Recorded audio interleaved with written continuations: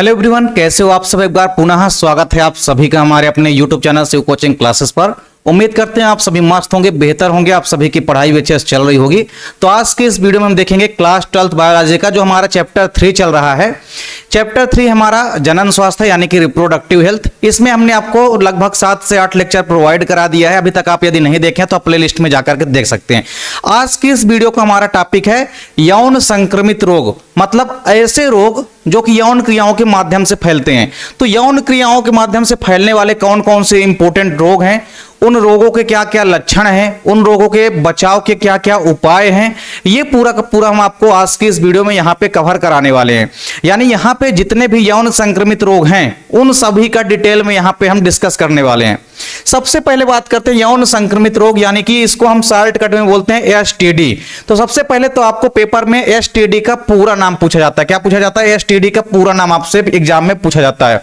तो एसटीडी का पूरा नाम क्या होता है? Sexually transmitted disease. क्या होता है? Sexually transmitted disease. तो इसका सबसे पहले तो आपको फुल फॉर्म याद कर लेना है, ट्रांसमिटेड डिसीज। तो सेक्सुअली ट्रांसमिटेड डिसीज ये आपको सबसे पहले आपको याद रख लेना है। क्या? इसका पूरा का पूरा फुल फॉर्म। तो एसटीडी का पूरा नाम होता है सेक्सुअली ट्रांसमिटेड डिसीज, मतलब लैंगिक रूप से संचरणशील रोग, या आप कह सकते हैं यौन संक्रमित रोग। मतलब ऐसे रोग जो कि यौन क्रियाओं के माध्यम से फैलते हैं उनको हम बोलते हैं यौन संक्रमित रोग, यानी कि सेक्सुअली ट्रांसमिटेड डिसीज। यानी यौन संक्रमित का मतलब है कि मैथुन की क्रिया, संभोग की क्रियाओं के माध्यम से एक से दूसरे में अगर कोई रोग फैल रहा है तो इसे हम क्या बोलेंगे? यौन संक्रमित रोग। संक्रमित रोग क्या होता है? जो एक से दूसरे में फैलता है। और यौन संक्रमित मतलब यौन क्रियाओं के माध्यम से जो एक से दूसरे में फैलेगा उसे हम क्या बोलेंगे? यौन संक्रमित रोग। तो सिंपल सी बात है, यौन संक्रमित रोग आपको याद रखना है कि ऐसा रोग जो कि किसी भी व्यक्ति के अंदर यौन क्रियाओं के माध्यम से, यानी कि मैथुन या संभोग की क्रियाओं के माध्यम से फैलता है, उसे हम बोलते हैं सेक्सुअली ट्रांसमिटेड डिसीज या यौन संक्रमित रोग। अब यहां पे देखिए हम कई सारे यौन संक्रमित रोगों के बारे में देखेंगे। सबसे पहला जो इंपॉर्टेंट यौन संक्रमित रोग है, जो कि आपके एग्जाम में डेफिनेट रूप से कई सारे क्वेश्चन यहां से ऑब्जेक्टिव टाइप पूछे जाते हैं, और ना केवल ऑब्जेक्टिव टाइप क्वेश्चन बल्कि इनके वाले में शॉर्ट नोट भी एग्जाम में आपके पूछी जाती है। सबसे पहले हम देखेंगे प्रमुख यौन संक्रमित रोग एक होता है जिसका नाम क्या है? एड्स। यानी सबसे पहले हम देखेंगे एड्स क्या है। तो एड्स जो है इंपॉर्टेंट यौन संक्रमित रोग है, इसके बारे में सबसे पहले हम देखेंगे। फिर इसके बाद हम एक और इंपॉर्टेंट रोग है जो कि आपके एग्जाम में पूछा जाता है, गोनेरिया रोग। कौन सा रोग है? गोनेरिया रोग। तो गोनेरिया रोग के बारे में भी हम पूरा का पूरा यहाँ पे डिटेल में डिस्कस करेंगे। इसके बाद फिर है सिफिलिस रोग। तीसरा इंपॉर्टेंट जो यौन संक्रमित रोग है वो है सिफिलिस रोग। कौन सा रोग है? सिफिलिस रोग। तो इन तीनों के तीनों रोगों के बारे में हम पूरा का पूरा यहाँ पे डिटेल में डिस्कस करने वाले हैं। चलिए सबसे पहले हम बात करते हैं एड्स की। तो सबसे पहले तो आपको एड्स का पूरा नाम पता होना चाहिए। तो एड्स का पूरा नाम क्या होता है? Acquired immunodeficiency syndrome. क्या होता है? Acquired immunodeficiency syndrome. सबसे पहले तो आपको इंपॉर्टेंट क्या है, इसका फुल फॉर्म आपको पता होना चाहिए। एड्स की यदि हम बात करें तो यह आज के समय की लगभग सबसे खतरनाक बीमारियों में से एक है, क्योंकि स्पेशली इसका अभी तक कोई पर्टिकुलर इलाज भी नहीं खोजा गया है। हाँ, इसके बचाव के आप कुछ उपचार जरूर कर सकते हैं, इससे बचाव जरूर आप कर सकते हैं कि एड्स फैले ही ना। लेकिन अगर एड्स मान लीजिए हो गया है तो इसका भी कोई पॉसिबल इलाज नहीं खोजा गया है। तो यानी एड्स की यदि हम बात करते हैं तो यह बहुत ही खतरनाक बीमारी होती है।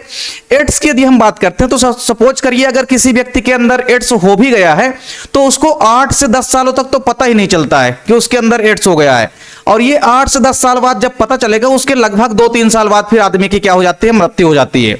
यानी एड्स जो है काफी खतरनाक बीमारी होती है जो कि यौन क्रियाओं के माध्यम से फैलती है। स्पेशली यह जो बीमारी होती है, जो एड्स बीमारी होती है, किसके कारण फैलती है? यह एक वायरस के कारण होता है, और उस वायरस का नाम क्या है? HIV virus. तो HIV वायरस के कारण जो है एड्स होता है। और HIV वायरस का आपको पूरा नाम तैयार कर लेना है, ह्यूमन इम्यूनोडेफिशिएंसी वायरस। तो ये ह्यूमन इम्यूनोडेफिशिएंसी वायरस के कारण ही कौन सा रोग होता है? एड्स रोग होता है, यानी कि एक्वायर्ड इम्यूनोडेफिशिएंसी सिंड्रोम। तो आपको दो इंपॉर्टेंट चीजें सबसे पहले याद रखनी है, एड्स का पूरा नाम, और यह एक वायरस के कारण होता है जिसका नाम है HIV वायरस। और HIV का आपको पूरा नाम यानी कि फुल फॉर्म भी तैयार कर लेना है। इसके बाद जो इंपॉर्टेंट क्वेश्चन आपके पूछा जाता है एड्स से संबंधित वो ये है कि एड्स रोग का सबसे पहले पता कब चला। तो आपको पता होना चाहिए कि एड्स का सबसे पहले पता जो है अमेरिका में चला था। कहां चला था? अमेरिका के एक जगह में चला था। और ये कब चला था? तो 1981 के समथिंग चला था, यानी कि 1981 में। तो 1981 में सबसे पहले अमेरिका में एड्स रोग का पता चला था। एक चीज और आपको नोट कर लेना, यह भी आपके लिए काफी इंपॉर्टेंट है।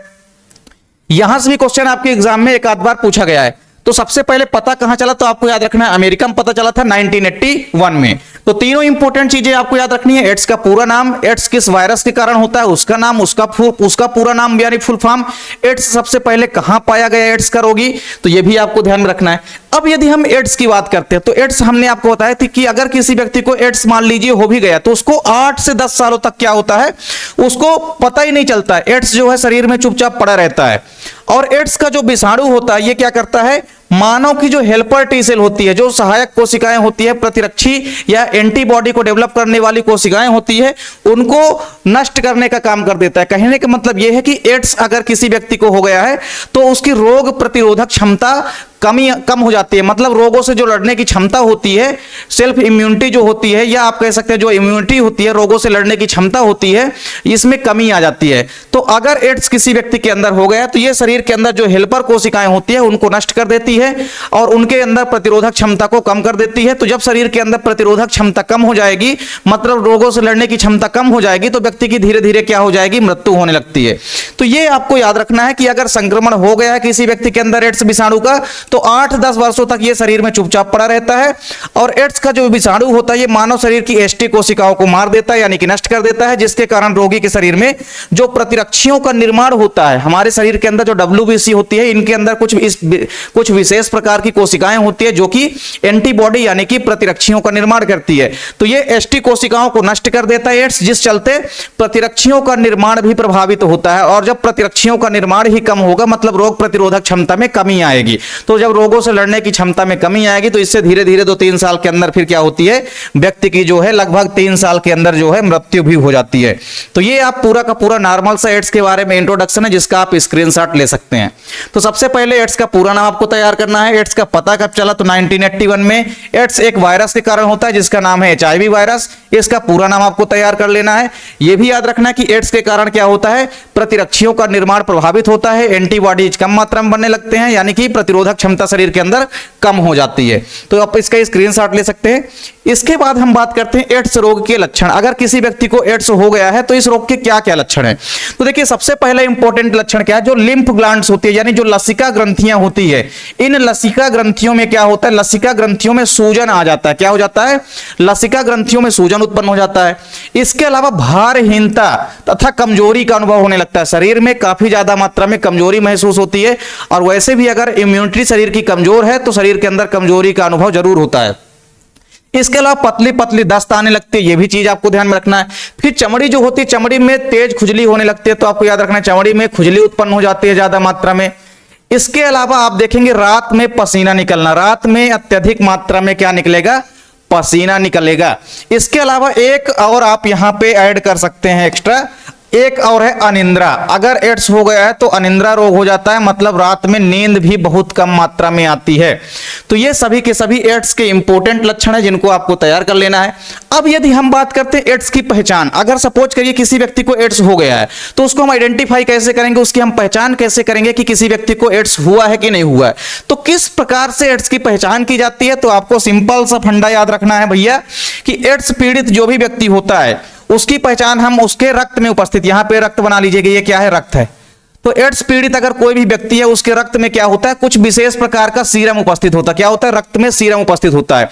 देखिए रक्त की यदि हम बात करते हैं, ब्लड की अगर हम बात करते हैं तो ब्लड में 2 इंपॉर्टेंट चीज होती है। एक तो ब्लड में क्या होते हैं, सेल होते हैं, और दूसरी क्या होती है, प्लाज्मा। एक तो ब्लड में क्या होता है, सेल होती हैं, आरबीसी, डब्ल्यूबीसी और प्लेटलेट, 3 प्रकार की मुख्य रूप से सेल होती हैं। और दूसरा भाग जो होता है ब्लड के अंदर वो होता है प्लाज्मा। क्या होता है, प्लाज्मा।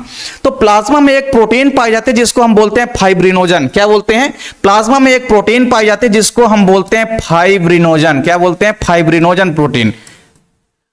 तो अगर हम रक्त प्लाज्मा में से, मतलब रक्त में जो प्लाज्मा पाई जाती है उस रक्त प्लाज्मा में से अगर हम इस फाइब्रिनोजन प्रोटीन को बाहर निकाल देते हैं तो शेष बचा हुआ जो प्लाज्मा का भाग होता है वो कहलाता है क्या, सीरम। तो अगर मान लीजिए कोई पीड़ित व्यक्ति है, उस पीड़ित व्यक्ति के रक्त में जो सीरम उपस्थित होता है, उस सीरम में कई प्रकार के स्पेशल टाइप्स के एंटीबॉडी यानी कि प्रतिरक्षी जो है दिखाई देते हैं, और उन्हीं स्पेशल टाइप्स के एंटीबॉडी यानी कि प्रतिरक्षियों के द्वारा ही एड्स की पहचान की जाती है।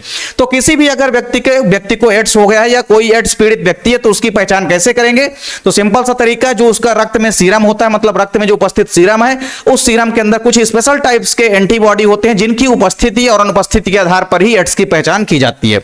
तो आप ये भी देख सकते हैं कि एड्स की पहचान कैसे की जाती है, इसका भी आप स्क्रीनशॉट ले सकते हैं। चलिए, इसके बाद हम देखेंगे नियंत्रण के उपाय। अगर मान लीजिए एड्स से बचाव करना है तो कैसे कैसे बचाव कर सकते हैं। सबसे पहली चीज क्या है कि अगर मान लीजिए अगर मान लीजिए किसी व्यक्ति के ऊपर इंजेक्शन इंजेक्ट किया गया, और मान लीजिए वो व्यक्ति अगर रोगी है, तो अगर उसी इंजेक्शन से हम किसी दूसरे व्यक्ति के अंदर दवाई को इंजेक्ट करा देंगे तो उसके अंदर भी एड्स रोग होने की संभावना बढ़ जाएगी। यानी इंजेक्शन लगाने वाली जो सिरिंज होती है, उस सिरिंज को एक बार प्रयोग करने के पश्चात उसे हम क्या कर देना चाहिए? फेंक देना चाहिए।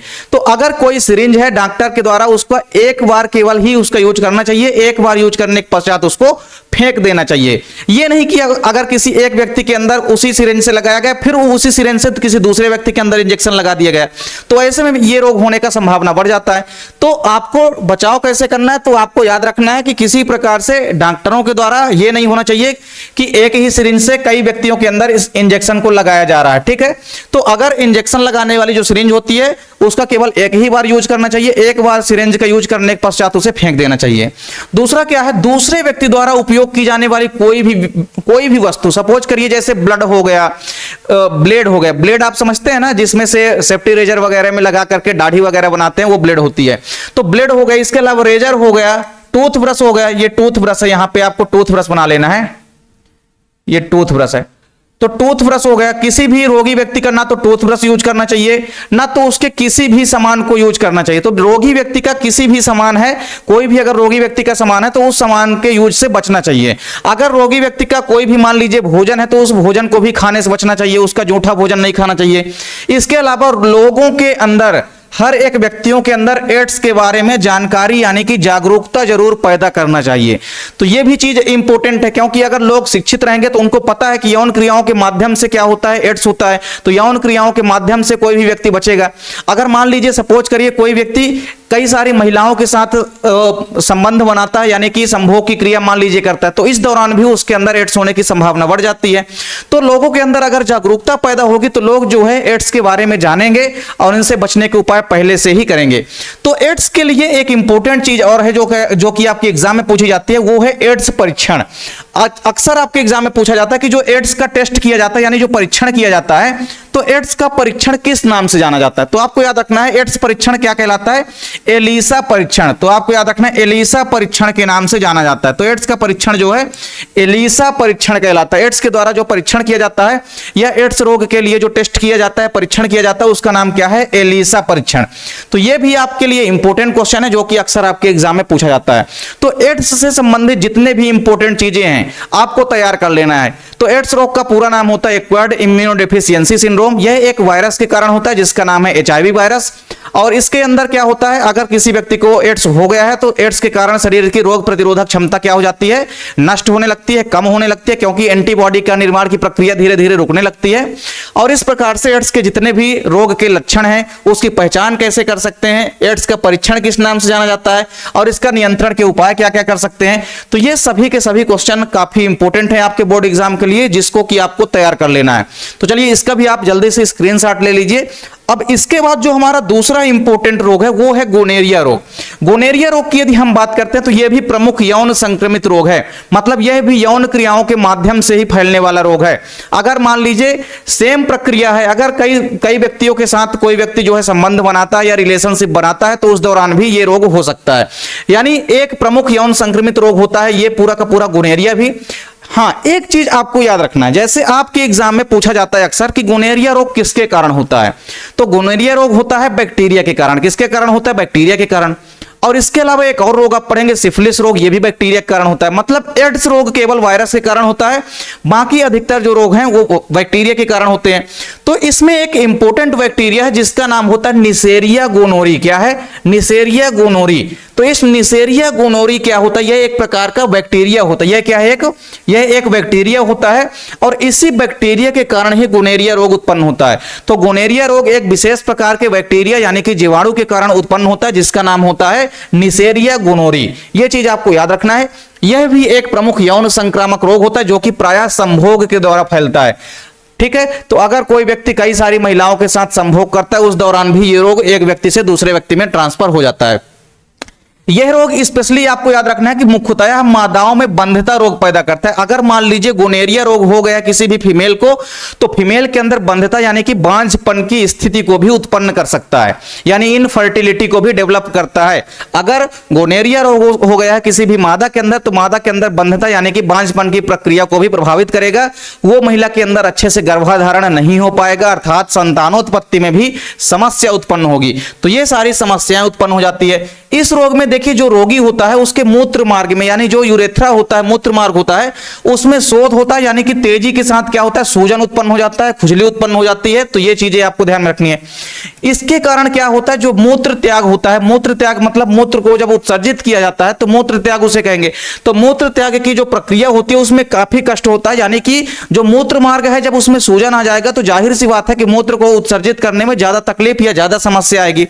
और अगर मान लीजिए कोई रोगग्रस्त स्त्री है, तो रोगग्रस्त स्त्री से अगर मान लीजिए कोई पुरुष सहवास या संभोग की प्रक्रिया करता है तो इसके कारण पुरुषों में भी यह रोग हो जाता है। तो अगर किसी महिला के अंदर गोनेरिया रोग उत्पन्न हो गया है तो अगर कोई पुरुष संभोग की प्रक्रिया करता है उस महिला के साथ, तो उस पुरुष के अंदर भी गोनेरिया रोग उत्पन्न हो जाएगा। तो ये चीजें आपको ध्यान में रखनी है। इसके भी कई सारे सिम्टम्स या लक्षण आप देख सकते हैं। पहला इंपॉर्टेंट लक्षण क्या है कि मूत्र जलन के साथ आना। तो मूत्र जब बाहर निकलेगा तो काफी जलन के साथ निकलेगा, काफी कष्टमय होगा, क्योंकि मूत्र मार्ग में हमने क्या बताया, सूजन आ जाता है। इसके अलावा दूसरा इंपॉर्टेंट चीज आपको याद रखना है, मूत्र के साथ पस निकलना। पस का मतलब क्या है कि मूत्र के साथ कुछ मावाद, जैसे आप देखे होंगे कहीं पे जब फोड़े वगैरह हो जाता है तो फिर वहां से मावाद वगैरह निकलता है येलोइड कलर का, तो उसी प्रकार से मूत्र के साथ पस निकलेगा, मतलब लगभग येलो कलर का मावाद के जैसा पदार्थ जो है बाहर निकलेगा। तो मूत्र के साथ पस भी बाहर निकलने लगता है। इसके अलावा देखिए पुरुषों के जो मूत्र मार्ग होते हैं वह, इसके अलावा जो महिलाओं की मूत्र मार्ग होती है एवं महिला की जो योनि मार्ग होती है, इनमें सूजन आ जाता है। तो जाहिर सी बात है सबसे इंपॉर्टेंट लक्षण तो यही है कि पुरुषों की और महिलाओं की दोनों की मूत्र मार्ग में क्या होता है, सूजन उत्पन्न हो जाता है। तो यह भी आपको याद रखना है, इंपॉर्टेंट लक्षण है किसका, गोनेरिया रोग का। इसके अलावा एक चीज और याद रखना है कि नर में अगर संक्रमण हो गया है तो नर में संक्रमण के 2-3 दिन बाद क्या होता है, मूत्र नली जो होती है उस मूत्र नली के मुंह पर तेज खुजली होती है।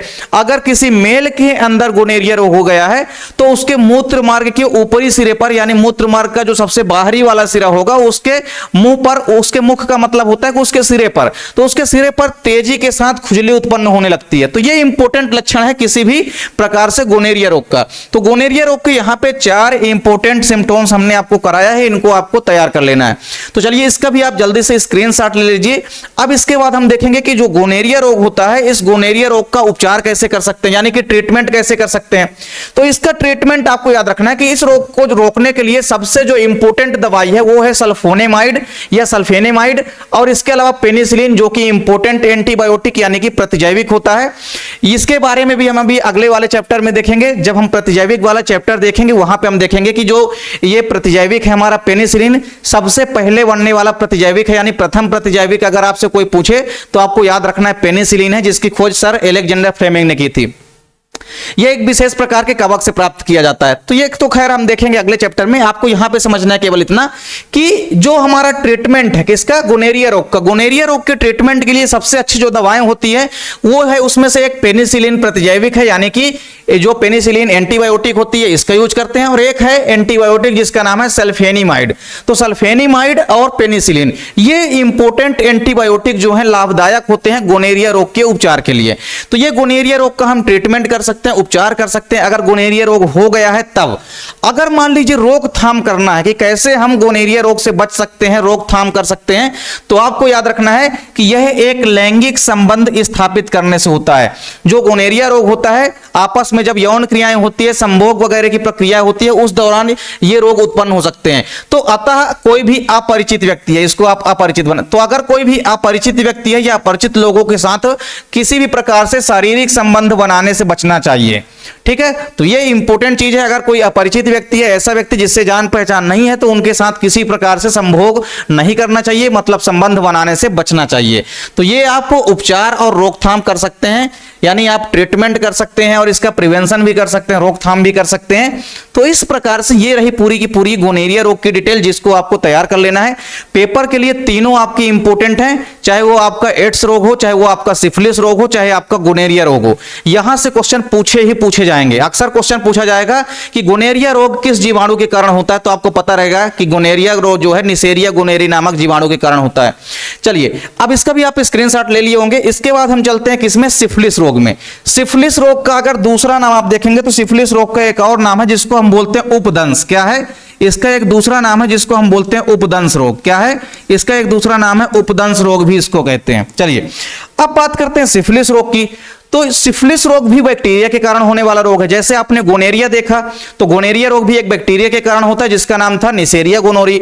उसी प्रकार से जो हमारा ये सिफिलिस रोग है या उपदंश रोग है, ये रोग भी एक विशेष प्रकार के बैक्टीरिया के कारण होता है जिसका नाम क्या है, ट्रेपोनीमा पैलिडम। क्या है, ट्रेपोनीमा पैलिडम। तो इस ट्रेपोनीमा पैलिडम नामक जीवाणु के कारण ही कौन सा रोग होता है, सिफिलिस रोग होता है, यानी कि उपदंश रोग होता है। इसकी यदि हम बात करते हैं तो यह रोग पुरुषों तथा महिलाओं के मूत्र मार्ग में होता है। मूत्र मार्ग में मतलब जैसे आपने गोनेरिया रोग में एज लाइक देखा है, जैसे आपने सेम देखा है गोनेरिया रोग में, उसी प्रकार से आपको याद रखना है कि सिफिलिस रोग में भी यह रोग भी स्पेशली कहां पे होगा, इसका लक्षण कहां पे उत्पन्न होगा, तो स्पेशली मूत्र मार्ग में। तो मूत्र मार्ग में खुजली आएगी, फोड़े निकल आएंगे, मूत्र मार्ग में फफोले निकल आते हैं, इसके अलावा घाव बन जाता है। तो ये चीज आपको ध्यान में रखना है। तो यह भी एक बहुत ही भयानक रोग होता है और इसका जो प्रभाव होता है वो संतानों पर भी पड़ता है। मतलब इस रोग का प्रभाव जो है, मतलब माता पिताओं से संतानों में भी इस रोग का प्रभाव पड़ता है। यानी एक प्रकार से कह सकते हैं कि इसका थोड़ा बहुत जेनेटिक लक्षण भी दर्शाता है। ये रोग एक पीढ़ी से दूसरी पीढ़ी में भी यह रोग जाने की संभावना होती है। तो यह भी स्पेशली एक प्रकार का भयानक रोग होता है। और यह रोग जो होता है नर में अधिकतर ज्यादा प्रभावी होता है। जैसे आपने देखा गोनेरिया रोग फीमेल में ज्यादा प्रभावी होता है, उसी प्रकार से सिफिलिस रोग जो है मेल के अंदर ज्यादा प्रभावित होता है। और यह रोग भी किसके द्वारा फैलता है, तो यह रोग भी संभोग के कारण फैलने वाला, कॉपुलेशन या मैथुन की क्रिया के माध्यम से फैलने वाला इंपॉर्टेंट डिसीज है, यानी कि महत्वपूर्ण रोग होता है।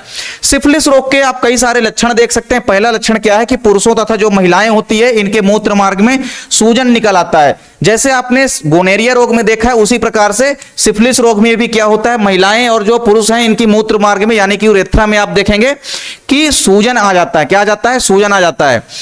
इसके चलते आप देखेंगे कि मूत्र मार्ग में क्या होगा, मूत्र त्याग करते समय ज्यादा समस्या आएगी, कष्ट होगा। अगला है कि मूत्र मार्ग से पस निकलना। सेम आपने देखा था गोनेरिया रोग का भी यही लक्षण था कि मूत्र मार्ग में क्या निकलता था, मूत्र के साथ पस निकल आता था। तो मवाद जैसा पदार्थ इसमें भी निकलता है। फिर तंत्रिका तंत्र प्रभावित करता है। ये एक अलग से सिम्टोम्स है किसका, सिफिलिस रोग का। तंत्रिका तंत्र का मतलब पूरी की पूरी नर्वस सिस्टम को प्रभावित करता है। अगर गोनेरिया रोग अगर सिफिलिस रोग हो गया तो ये तंत्रिका तंत्र पर भी प्रभाव डालता है। ये चीज आपको ध्यान में रखनी है। तो तंत्रिका तंत्र को भी डैमेज करने की शक्ति होती है इस रोग के अंदर। तो ये चीज भी आपको ध्यान में रखना है। तो सिफिलिस रोग भी आपको याद रखना है कि एक विशेष प्रकार से जीवाणु के द्वारा होने वाला रोग होता है जो कि ट्रेपोनीमा पैलिडम नामक जीवाणु के कारण होता है। और यह रोग भी मैथुन की क्रियाओं के माध्यम से, संभोग की क्रियाओं के माध्यम से एक स्थान से दूसरे स्थान पर फैलने वाला इंपॉर्टेंट रोग होता है। अब देखिए इसका रोकथाम कैसे कर सकते हैं, इसका प्रिवेंशन क्या कैसे कर सकते हैं। तो कोई भी अगर रोगी व्यक्ति है, रोगी व्यक्ति को सहवास नहीं करना चाहिए। जो व्यक्ति रोगी है अगर वो किसी अच्छे स्वस्थ व्यक्ति के साथ सहवास या संभोग की प्रक्रिया कर लिया है तो उस स्वस्थ व्यक्ति के अंदर भी रोग उत्पन्न हो जाएगा। अर्थात अगर कोई रोगी व्यक्ति है सिफिलिस का तो उसको किसी प्रकार से सहवास यानी कि संभोग की प्रक्रिया नहीं करनी चाहिए। संभोग या सहवास या मैथुन आप कुछ भी बोलो, सबका मतलब वही होता है। अलग अलग नाम कभी कभी मिल जाता है, सहवास मिल जाता है, कभी कभी संभोग मिल जाता है, कभी कभी मैथुन की क्रिया मिल जाती है। तो ये सब चीजें एक ही है, तो इसमें कंफ्यूजन नहीं होना। तो रोगी व्यक्ति अगर कोई भी है उसको सहवास से बचना चाहिए। पहला इंपॉर्टेंट रोकथाम तो यही है। दूसरा है कि रोगी व्यक्ति जो है इसके वस्त्रों का उपयोग किसी प्रकार से नहीं करना चाहिए। कोई भी अगर रोगी व्यक्ति है इसके कपड़ों को किसी प्रकार से नहीं छूना चाहिए, नहीं पहनना चाहिए, नहीं यूज करना चाहिए। तीसरा है अगर कोई मान लीजिए रोगी व्यक्ति है, अगर कोई भी रोगी व्यक्ति है तो रोगी व्यक्ति के जूठे भोजन से बचना चाहिए। हमने क्या कहा कि अगर रोगी व्यक्ति की कोई भी चीज है, चाहे वो खाने पीने वाली चीजें हैं, चाहे वो पहनने वाली चीजें हैं, इनका किसी प्रकार से यूज नहीं करना है, क्योंकि यौन संक्रमित रोग बहुत ही खतरनाक रोग होते हैं और इनके इलाज में भी बहुत समय लगता है। और कुछ यौन संक्रमित रोग ऐसे हैं जैसे एड्स वगैरह, इनके रोग भी, इनका निदान भी अभी तक अच्छे से ढूंढा नहीं जा चुका है, अर्थात इससे बचाव करना ही ज्यादा कारगर है। तो आपको ध्यान में रखना है कि इससे रोकथाम कैसे कर सकते हैं। अब आते हैं ट्रीटमेंट की बात करते हैं, तो इसका उपचार कैसे कर सकते हैं। अगर मान लीजिए किसी भी फीमेल या मेल को मान लीजिए ये सिफिलिस रोग हो गया है, तो इससे बचाव या इससे उपचार कैसे कर सकते हैं, ट्रीटमेंट कैसे करते हैं। तो इसके उपचार के लिए आपको याद रखना है कि निम्न प्रतिजैविकों का प्रयोग किया जाता है। कुछ स्पेशल प्रकार के एंटीबायोटिक होते हैं, इन एंटीबायोटिक के माध्यम से ही हम क्या कर सकते हैं, बचाव कर सकते हैं। तो एंटीबायोटिक में सबसे पहला है पेनिसिलिन। पेनिसिलिन में आपने क्या देखा है, पेनिसिलिन जो होता है इसमें आपने क्या देखा है, पेनिसिलिन जो प्रतिजैविक होता है आपने गोनेरिया रोग में भी देखा है। मतलब ये एक ऐसा इंपॉर्टेंट प्रतिजैविक है जो कि लगभग कई जगह काम करता है। गोनेरिया रोग में भी इसका उपचार करते थे हम, सिफिलिस रोग में भी पेनिसिलिन प्रतिजैविक का हम उपयोग कर सकते हैं।